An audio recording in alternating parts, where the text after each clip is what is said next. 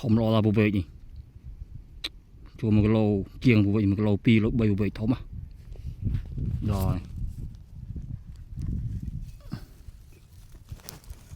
đỏ một tôi vậy nhỉ này về đây với thom hay với thom lo một lô có lá về nhỉ nó các ba về cho các ba về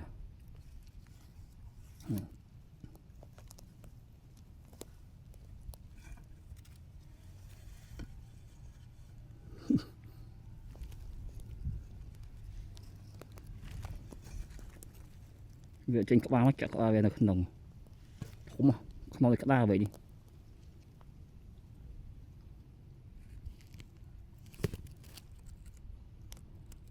đỏ cỏ thom lo đó